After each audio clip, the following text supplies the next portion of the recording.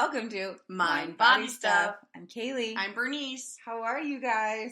Getting ready for the holidays. If you're listening It's in the holiday feeling. Happy holidays. So whoop-de-doo and dickory-dock. Well, we're here together for one more podcast before this baby comes. Yeah, the baby's coming, if not sooner. In 3 days. Mm-hmm.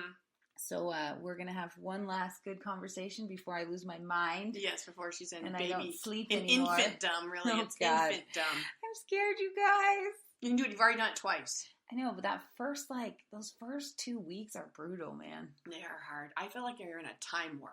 You're in such a time warp. Like, I don't even remember the days really passing into night. You know, it's just kind of Yeah. like, oh, okay, then I'm breastfeeding again, and then And I feel like all the tricks that I had for Hux didn't work for Piper. No, I tried the same thing with Everett, my second one, and I'm like, I'm bouncing him, and then finally I'm like, I think my husband's like, you're kind of bouncing him hard now. Oh my because it had worked so well with Joe. Yeah. But, I know, I'm like, oh my gosh, I'm going to have to learn how to do this all over again. Because but how wonderful is that? This is a reframe, folks. Listen to this. I love your reframes. How wonderful that we get to then learn a whole nother human being's way, how they want to be interacted with. Right. Because we just assume this is the way. Right. But of course, we're all a little bit different. Like, Mm-hmm. I like it this way, you like it that way. And Mm-hmm. our babies, if we're lucky enough to have them or whatever, teach us really clearly what they like and what they don't like. They do. You have to be adaptable. Mm-hmm. Very or adaptable. You lose your mind. Or you lose your mind with a big Which M-I-N-D. also happens sometimes anyway. You'll lose your mind. I know many friends with no children who've lost their minds. Sometimes we all just lose our minds a little bit. Right around 35, 40. It's like... Here we go. So today we have been talking about this concept. I'm going to give you guys the story behind it because it really hit me when I heard it. And so it's been kind of a topic that's come up over and over and over. So for those of you who have listened to past podcasts, you'll know that I taught ULA 1 at 1440 Multiversity. It was a weekend-long retreat hosted by Cheryl Strait and Elizabeth Gilbert.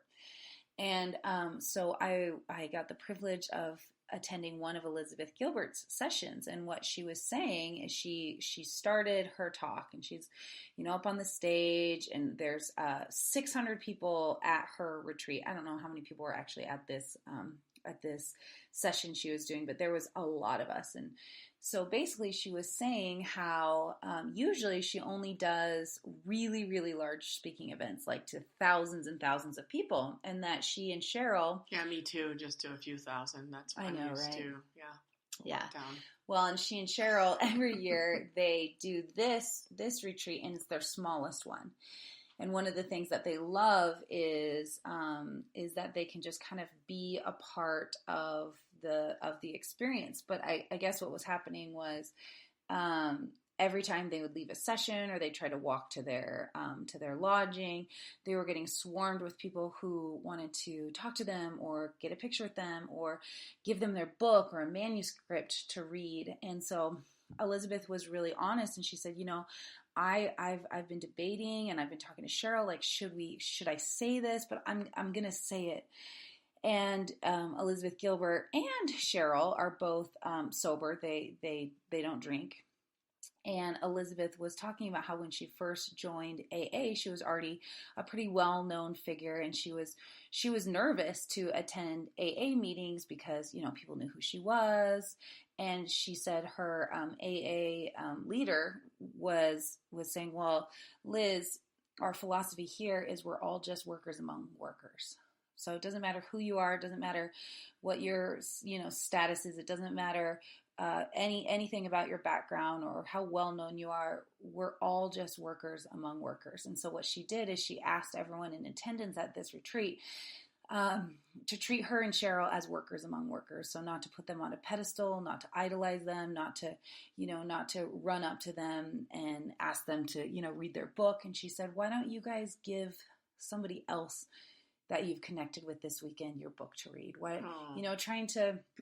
Trying to basically just say, hey, we want to be in this in this experience with you all in a way that is not, us having everything figured out or you idolizing us. It's just we're all workers among workers. And so that just stuck out to me because I feel like a lot of the work that we do with ULA, it's really important to me and to you, Bernice, that people understand that like we are also just trying to figure it out. Yes, I loved when Kali came back and told this story, Workers Among Workers, and we've used it a number of times in our last few workshops and retreats, and it's been so helpful that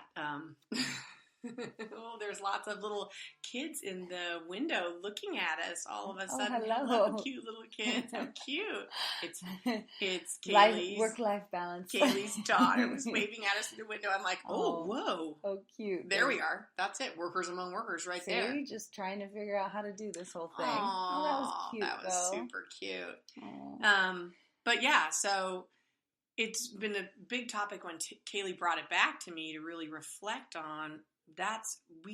Nobody wants to be put on a pedestal. Right. Because once you're on the pedestal, there's inevitably, and we learn this in counseling, in mental health counseling, there's a long way to fall. And you will fall. Because you're human. We're all human. So we make mistakes. We're completely fallible. All of us humans as we're striving in our lives. And I think it's almost more empowering when we're workers together. I totally we're a agree with that. community. Mm-hmm. I'm not saying like, yes, I know I've reached the mountaintop and now I look down upon you all. And I'm going to teach you how to get there. Yes, right. This is the path to the top. It's right. like, I also that doesn't feel empowering to me. No, it's completely disempowering. Yeah, I think. Yes, I agree. Well, and I haven't gotten to this point in the book yet, but my friend Paisley was saying how there's a part in Dare to Lead by Brene Brown, which is, I'm listening to it right now on Audible. But I guess there's a part where Brene Brown said something in one of her talks and somebody came up to her afterwards completely disappointed and was like, you totally have contradicted something that I really love about you and what you say. And then today you just completely contradicted what I believe about you. And this person was all like, confused and frustrated. And Brene was like, whoa. I don't want you to look up to me. I don't want to be your role model, because inevitably, yes, you will fall. You will fall. And it's, I feel like looking up to people and respecting people and learning from each other, there's beauty in that. But I think I've always had like kind of a weird issue when humans idolize other humans. Yes, right. And it even happens sometimes when you're in a new relationship. Or have you ever seen those relationships or partnerships where one partner is just like, and it might be brand new, and they're just like, oh my gosh, Donald is just amazing, and they can't stop, and I'm like, uh-oh, I feel like something bad. Yeah, I'm like, oh, hold on. Yeah. And it's fine in the beginning because you're so enamored. You're so enamored at the beginning. Sometimes after a while, I'm like, oh, please be careful. Just, go in understanding that this is just a human being. It's a human being. He's a human being, or she's a human being. Totally. And I know you love him or her very much. And it's so exciting at the beginning. Yes. But ultimately, everybody's just a human being doing the work, and like with the workshops that we do, and just it's, and I can't speak for you, Bernice, because you are 20 years older than me, and you are a therapist, and you've gone through a lot of really incredible life experiences. But for me, I know that I'm doing this work because I need to do this work. Oh yeah. And I think that's a really important thing to keep coming back to. It's like, I'm doing this work. I'm interested by this work because this is the work that I need to be doing. Not because I have it mastered, not because I know. It's just because this is the work that I need to be doing. Yes, and I think that's what makes great leaders. Mm-hmm. Great leaders aren't just, they're always willing to be able to be like, to come down into the group and be like, I'm part of the group. Right. I can lead and set the example, but here's my story. Or I could spark conversations, or I could encourage people to think about things in maybe a way that they're not used to thinking about. Right. And the leader isn't saying, I have this mastered. I have the answer. They're saying, maybe I've been dealing with this myself. Exactly. And I'm curious about what you folks are doing with it. You know what I mean? Yeah. I love that kind of stuff. I love it too. And I learned so much when we do this work together as a group, and I think that's why it's so valuable to do group work. Oh, I love group work. Oh my gosh. I love it so much. Yeah, we learned it in graduate school. We did you do one-on-one and then you train in group work. Mm-hmm. And group work is a little frightening sometimes because you'll have like 20 people and yourself, and you're like, oh. Sure. And if you are trying to lead, sometimes you understand you can't lead. Like you're like, oh no, I'm not, somehow the group has taken over from me. Sure. But if you're willing to kind of go with the group a little bit, then it's so much more effective. Mm-hmm. So you quietly lead in the back and let the group kind of go, and then you redirect them. Mm-hmm. But it was so interesting in graduate school to do that work versus the one-on-one work. And for me, the group work was just like mind-blowing. Mm-hmm. Even as a leader, as we still are when we do our work, our group work in ULA, we, both of you, you and I are still blown away by the stuff we learn. Mm-hmm. Not just about others, but about ourselves. For sure. Yeah, because it's just like... And just about being human. And the human condition. Just being a human. Yeah, just being a human. Because again, it's so the thing cool. we make mistake in our lives is we isolate ourselves sometimes, and we think like, only this is happening to me. And even if you know logically it's not just you, but emotionally you're still kind of hung up on it's just happening to me. Mm-hmm. But when you come out of that box, you realize like, oh no, it happened to her and him and her and him and him. Mm-hmm. And then you realize, oh, there's a bunch of us. Mm-hmm. I can lean on all these people. Yeah. And I think when you, like quote unquote, like mess up or fail or screw something up, there's such there's like, at least for me, like such a shame attached to that.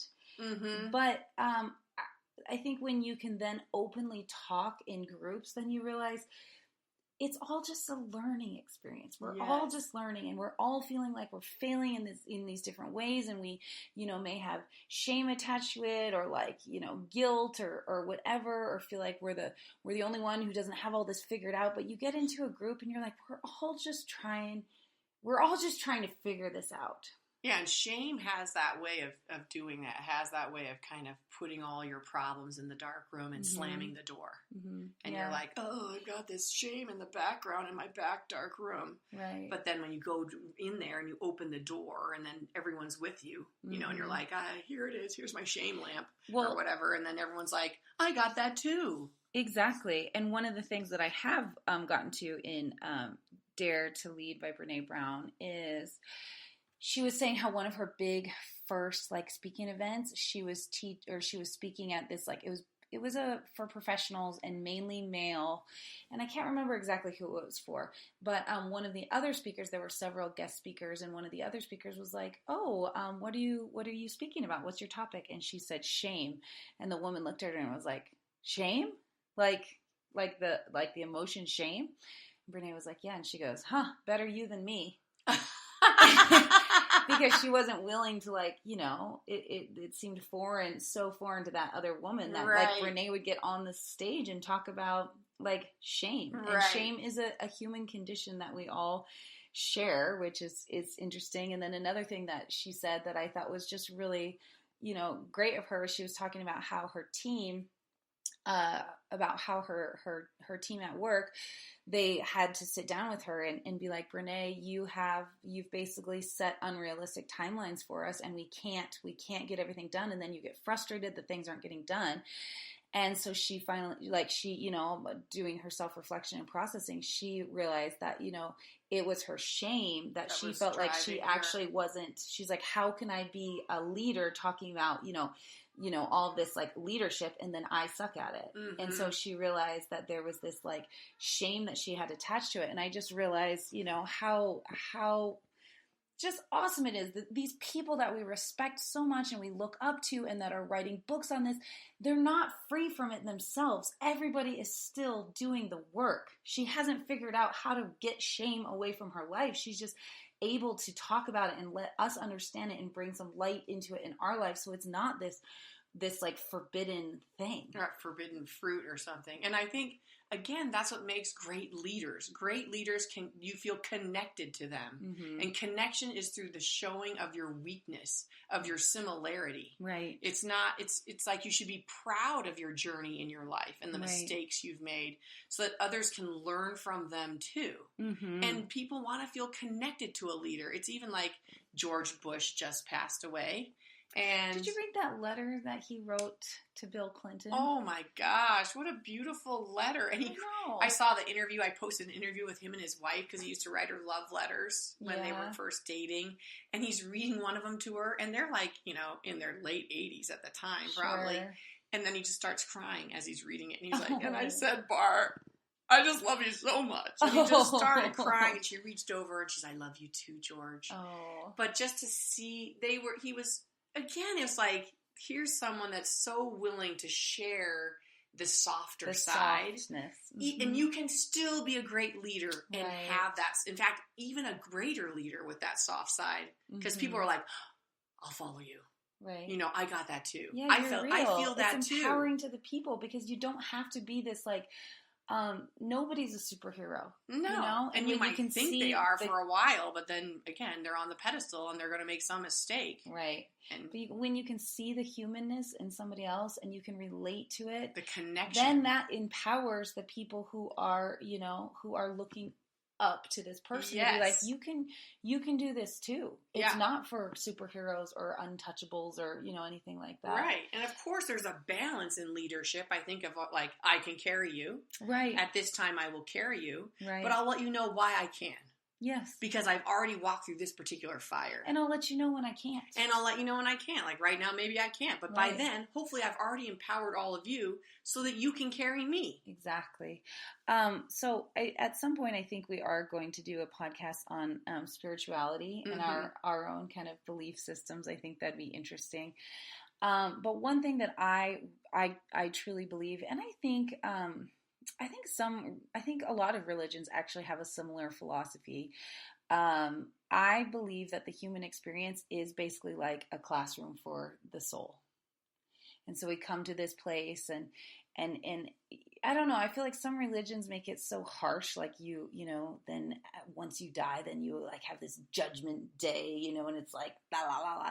But for me, I feel it's so much more about just coming to this human experience and having it just be this, just imagining it as this big classroom, and we're here to learn.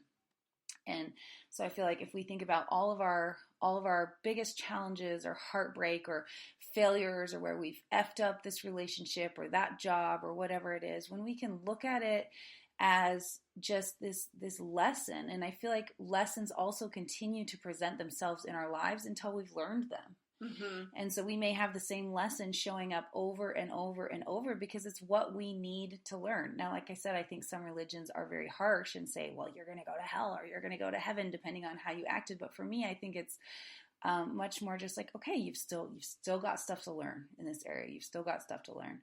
And so when you can look at the challenges or your own shortcomings and think about, okay, what is the lesson here? Then it totally helps me change my perspective. Instead of like, oh, poor me, or I'm such an F up, like, I can't believe I failed at that, or I did that so wrong, to just keep coming back to like, okay, what am I supposed to be learning here?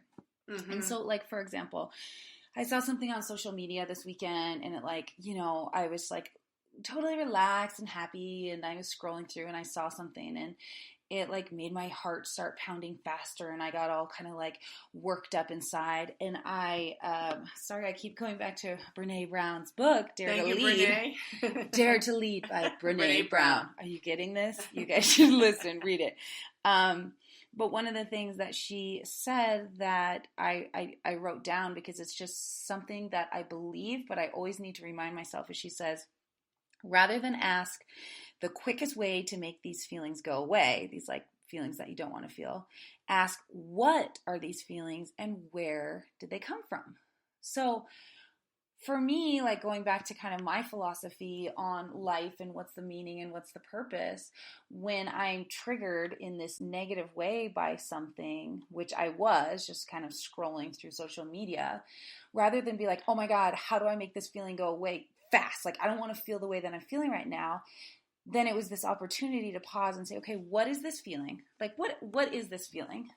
And why am I feeling it? So then it becomes this lesson for self-reflection and growth. And a dialogue. With yourself. With myself. Versus just shutting the communication. Because it's almost like you're trying to tell yourself something. Right. It's like the body and the mind, again, the mind-body connection is trying, the body's like, my heart's racing. My stomach just got in a knot. And then, our mind comes in, it's like, we're not going there right now, versus opening up the dialogue and saying, what is this about? Yeah. What do you want to tell me? Yeah. Why is this upsetting? And how is it upsetting? Exactly. In what way? And then it becomes a lesson, and it becomes another opportunity to do the work. I feel like we cannot stop doing the work. When we stop doing the work, at least personally, when I stopped doing the work. So if I weren't doing the work in that situation, it would just piss me off. It would make me mad. I'd want to reaction. I'd want to gossip about it, and so then for me, I'm like, no, this is just another opportunity for you to grow as a spiritual being, to stop and say, think about how you're reacting to this and think about why you're feeling the way you're feeling. And then when you start to dig a little bit under the surface, you're like, oh, this is such a good opportunity for me to keep growing and evolving as a human being. I love that. And using those triggers as ways to enlighten ourselves. Exactly.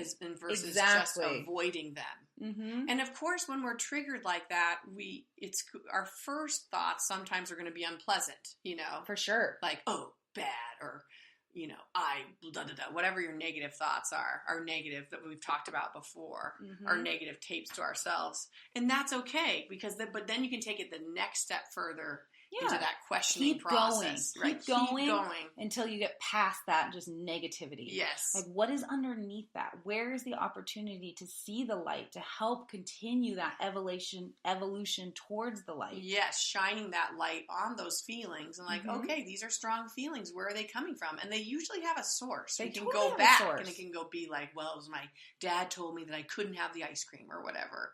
You know what I mean? Like, there's these weird things that we learn early on. And then we get attached to them, and we attach shame, or I'm unlovable. Our glasses are attached to them. Yeah. We immediately throw our glasses on, and then we're like, "That's it. I knew it. Got my glasses on." Yeah, for sure. I'm not accepted.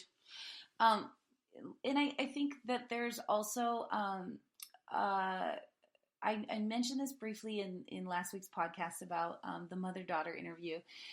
How I was in that meeting, in that board meeting about pursue your passion, and so I'm a graduate from the School of Business at the University of Montana, and I don't know, my education,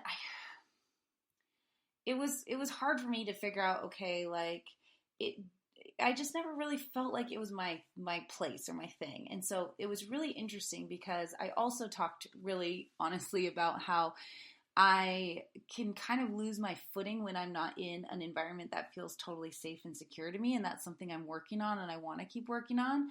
But it was interesting to then have this meeting in the business school. Oh, yeah. Oh, that's a trigger in and of itself. It was a trigger. Good. And I'm trying to process why I came home and felt like so almost embarrassed of the comments that I contributed. Or just maybe not unworthy, but like not the right fit. And a round peg in a square hole, perhaps? Yeah, I mean, I did kind of feel like that. Being in the business school and being around these, just like I felt like women who were like, high up in academia or like just much more successful business women than myself, and just talking about, I hold a belief that, every human being wants to feel connected, wants to be seen and heard, and that is kind of the purpose of life, that we're here to connect, and we want to be seen, we want to be felt. And then I was sitting in that room being like, okay, but is that true? Like, or do some people want to just, so then when I'm thinking about business and like, what kind of curriculum or what we would want to like instill in these people who are going through this program, I'm like, yes, we want them to feel like they're seen and heard. But I'm like, maybe that's not actually what everybody wants. Maybe some people just want to make a really successful business, You know, maybe some people just want to, you know, and so it's so important. What I learned in that situation is it's so important to still continue to put ourselves in uncomfortable situations, because I feel like when we only are around other like-minded people, or when we get stuck in our own industry or our own, you know, church groups or our own, you know, friend groups where everybody is just confirming our own belief system over and over and over, we can get lazy with the work. And so for me, putting myself in that situation where I was like, I either truly believe this stuff and I can stand my ground and I can stay strong in my belief system even when I'm surrounded by people who may have a different belief system, and I can recognize that my viewpoint is going to add value to the well-roundedness of this situation. That's a much more difficult situation for me than when I'm just surrounded by everybody who agrees with me all the time. And so I was also it was such a good reminder last week, keep doing the work. Like, you know, it's so easy to just sit here with you and me and be like, yeah, totally. We're like, we're changing the world like this. Yeah, this is what people want. This is what, you know. And so continuing to go to those places that may feel uncomfortable and then really analyzing and sitting with, how does that feel? Oh, yeah. It was such a good lesson for me. Can you stay convicted to your beliefs? Yeah, exactly. You know what I mean? Like, or is it like, well, maybe not here. Or I don't know. You know what I mean? Like, it's such an interesting test of... such a test. You know. And one of the things I've talked about a lot on this podcast is that I don't want a belief system that is conditional. No. And what I love about ULA is... because it's always sort of conflictual. It's always conflicting. Because it's like we're in the fitness industry, sort of. But we're also in sort of the mental health and mind-body industry, which I think are connected. Like, I don't know why we have to keep everything separate. But, you know, in the fitness industry, they're like, well, don't do stuff like that. That looks very emotional or kind of like healing work of some type. It's like, yeah, but isn't fitness about that? Like, not just physical fitness, but mental fitness. So I find it interesting, like even with business, it's like, of course people all want to be connected. But of course we don't teach that all the time throughout all our different studies or academics. You know, it's not like, but ultimately the purpose of this life is, if you ask people at the end of their lives, it's always about relationship. Always about relationship. Oh, it's not about like, and then I made that $1 million after I sold that giant boat that I designed, which is like, but you know, even in that process, I designed this, like, one of my dad's friends invented the pacemaker. Oh, wow. So he eventually moved to Hawaii and retired. But he became very spiritual because he got connected to the heart by inventing the pacemaker. So he started out as this very clear, sort of linear scientist. And at the end of his life, he was sort of this spiritual healer. Yeah. But he let that pacemaker concept of sustaining a heart take him to the idea of like, the purpose of the heart. And what is the heart to the body? And then what is the heart to the soul? Yeah. And then what is the heart to a state and to a people? And then what is the heart to a nation and to a world? So it was like a very interesting movement. He could have easily just stayed in, I make pacemakers. And I killed it, and now I'm going to rest on my laurels. Right, but he kept pushing and pushing and pushing towards that spiritual plane too, and doing the work. So he sort of understood his work better. Too. Like, this is how I invented, this is why I was curious about it on top of it. Yeah. So. Well, that's cool.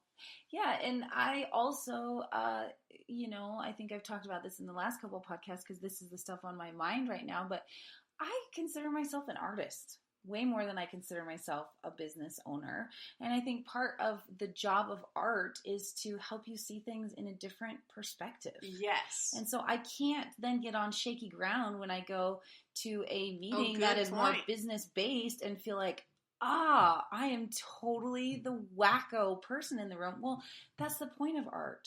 Yeah, that's the point of art. That's why we have art. That's why we have That's art. why we have to teach art in school still. You know what I mean? Yeah. Do you probably don't watch this. Do you watch Chef's Table? No. I figured you wouldn't. But for some of those some of those of you out there, Chef's Table, such a cool, beautiful cinematography. It's a show on Netflix. And Rob and I were watching an episode last night from a chef in Brazil, and he was Brazil, and he basically went to Europe, and he was he was cooking over there, but he came back and he started, he was cooking in a French kitchen in Sao Paulo, and just kind of realized like, no, I need to be cooking Brazilian food. I need to show the world, I need to show Brazilians, I need to show the elite class that like Brazilian food is amazing. Delicious. And so at the beginning, like he said, he had really, really difficult years. Nobody would come to his restaurant. Like the people who could afford to go out to eat, they didn't believe that like Brazilian food was, they just thought it was peasant food. Expense, yeah. They're like, we must be eating Italian and French cuisine. And then now he's like one of the top chefs in the world, like definitely the most well-known Brazilian chef. And he was saying like, he was talking about his philosophy about how life is like a circle, and you see it in nature everywhere. You know, the seed is a circle, and then it grows and it turns into, you just watch all these circles, the flower, and then the flower wilts and it goes, drops the seed, and the cycle just continues over and over and over. And he said, life, this one tiny little beautiful moment that we have is it's the flower, and everything else is just this circular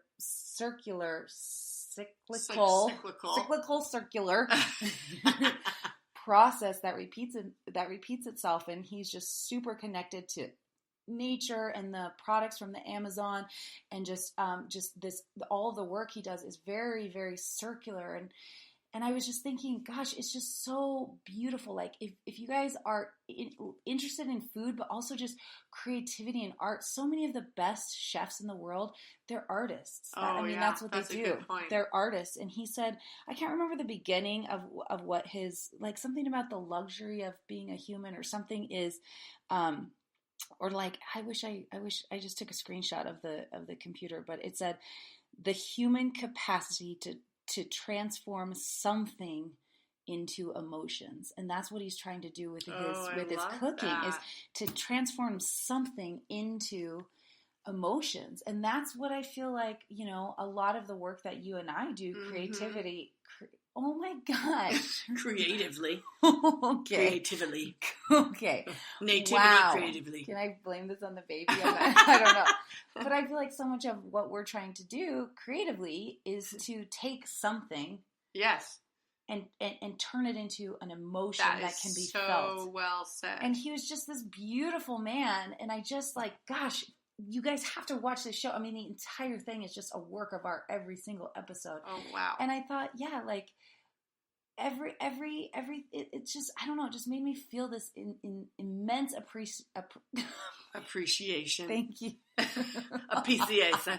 Episiotomy. Oh, I'm sorry. That's coming in 3 days. Up in 3 days. That's right. Sorry. But this immense appreciation for life and for the cyclical nature of life, the lightness, the darkness, the joy, the pain, just the art, the artistry of life and living, and how beautiful are our lessons, how beautiful when we F up and what we learn from it, and the resiliency to start over and to grow. It just is so beautiful when you step back from it. Oh, yeah. And just appreciate it. Yeah, and that's why getting back to the workers among workers in ULA, we've had, Kaylee and I have had this talk many times about, you're going to have instructors that are going to be so inspiring and you're going to want to put them on the pedestal or whatever it is. But we want to be clear that part of our philosophy is we are always workers among workers. Absolutely. We always understand the cyclical nature of life, that we understand that we're all at different points in our lives. Sometimes we all are our strength. We're feeling strong. We're feeling very strong. Feeling very strong. Very good at talking today too. Feeling very weak. Feeling very strong. Very good talkers. But then we really want to. we really want to. We really want to drive home that we are workers among workers, and your instructors. So your instructors are workers among workers. They are not people to put on. People to be put on pedestals. Oh my God. Well, and I love that. People to be put on pedestals. So many. Peter Piper pigs. So many bees. We digress. Okay. And one question, I know we've said this before in this podcast. We're getting very redundant because I've said that phrase about 16 times today. But one question that I try to always ask myself, and that I encourage the other people in leadership roles within ULA to ask themselves too, is who is this empowering? Is this empowering me, or is it empowering them? And so all of our choices are in our decisions and the words that we speak and the playlists we put together and you know, how we open and close our classes and how we connect with our participants. Who is this empowering? Is it empowering me? Because if it is, I probably need to stop and figure out why I feel the need to be empowered that way. Mm-hmm. Or is it empowering them? And that's what we ultimately want. That is what we want, is to empower our participants or our, you know, our fellow workers. Yeah, we're workers among workers. Mm-hmm. And what an honor. Oh my God, it's a huge honor. And again, to get back to the other thing that you talked about was connection. We all want to feel connected. Yeah. At least to one person. But I'm so fascinated now. How can I add value to this project if that is my belief system? And that's something that in ULA we really, really, really strive for, is just to feel this sense of connection, to encourage people to show up as they are, to be seen, heard, felt.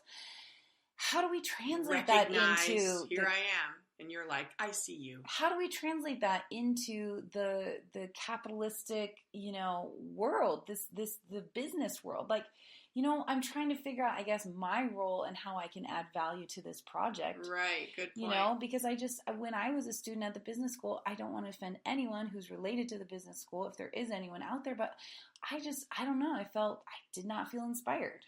Mm-hmm.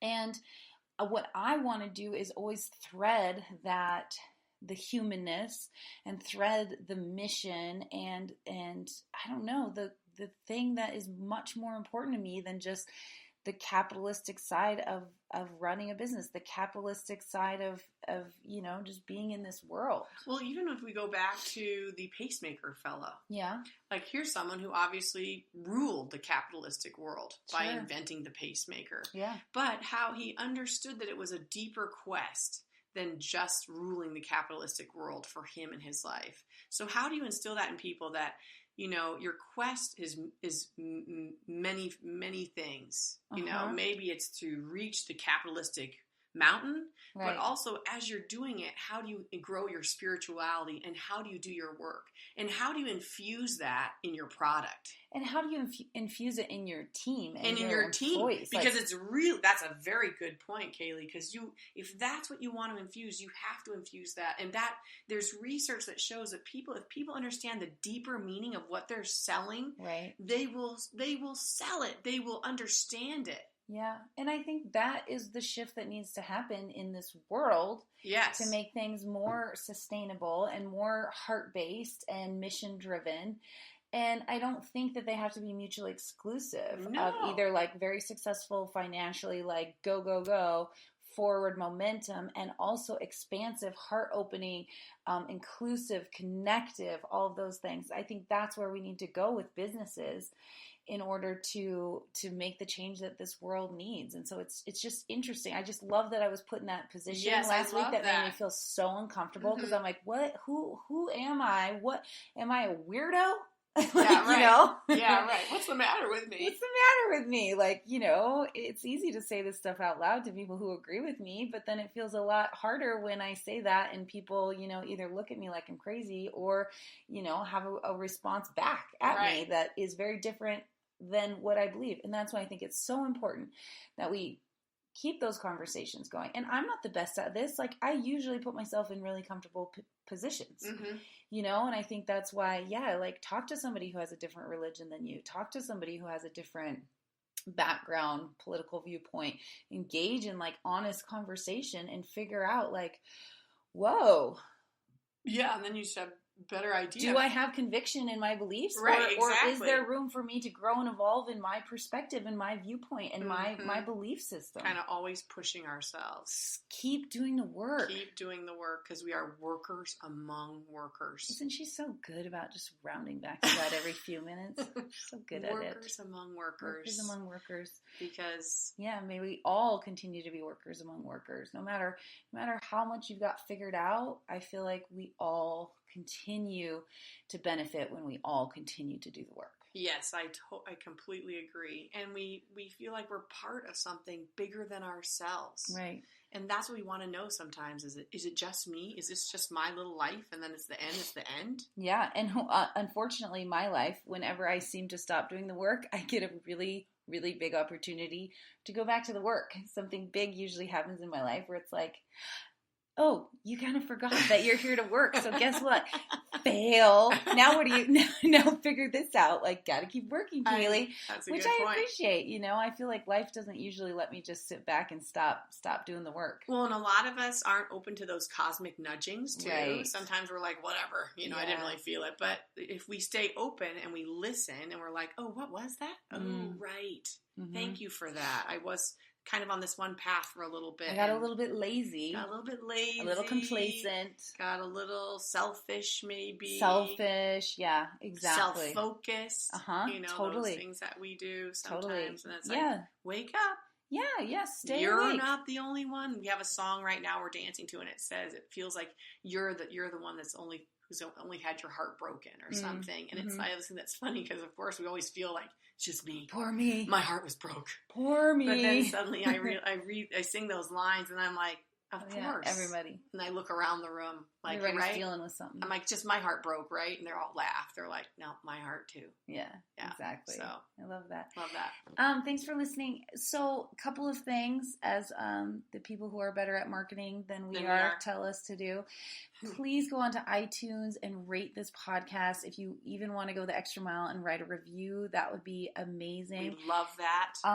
Every single week now, we are going to be making a new thread on our website for each podcast topic. So I'm going to go in there and make a thread, and everyone can comment in there. I'm going to share it on Facebook so you guys can find it easily. But thank you so much for listening, for sharing, for working right alongside us. We love you. We appreciate you all out there. Yeah. Have a good day. Bye. Bye.